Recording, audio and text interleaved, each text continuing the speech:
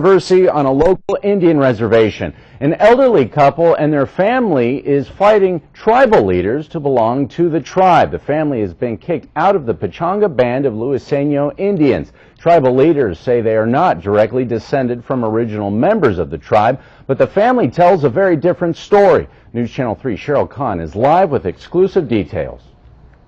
The Madriaga family was notified in March that they were being disenrolled from the Pechanga band of Luiseno Indians. They appealed that decision but lost.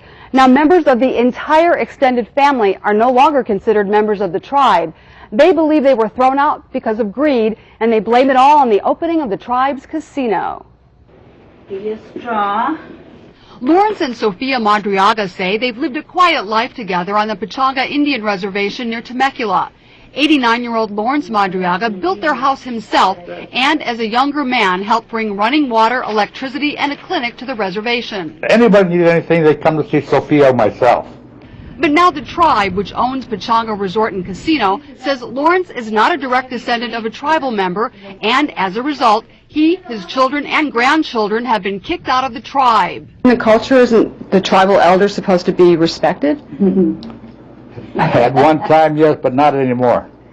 The way I look at it. I'm 89 years old, and the way they treat us, I said, I don't think it's right. The tribe calls the process disenrollment, and the Madriagas say they're the second family to be disenrolled in the past 2 years. They were ousted despite records they say prove they are descended from an original member of the tribe, and a historian hired by the tribal council came to the same conclusion. The Madriagas think money is behind their problems, specifically casino profits, which they say changed a lot of people's behavior. Being so nasty and mean about what? Just for money? Casino proceeds are used for tribal programs and infrastructure on tribal property, but it's also shared with adult members of the tribe. The Madriagas say right now that means every member 18 years of age or older with a high school diploma gets a check for $20,000 each month. The Madriagas believe the real reason they're being ejected is that if large extended families are kicked out of the tribe, that will mean more money for those who remain. And they say many of those who are still in the tribe live nowhere near the reservation and had nothing to do with it before the casino was built. Well, over here before the casino, these are all, I call them casino Indians. Meaning what? They just came here when the casinos started giving money out. They say tribal leaders, especially Chairman Mark Macaro, are targeting certain families. Macaro has gone on record as saying the disenrollments were not motivated by politics or profit, and in fact, others were disenrolled long before the casino even existed.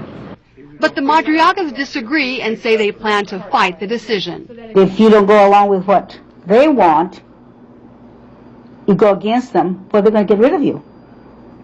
Because, that's power that's taken away from them. And we called Tribal Chairman Mark Macaro for his reaction, but so far we haven't heard from him. Reporting live, Sheryl Kahn, KESQ News Channel 3. Back to you. Okay, Sheryl.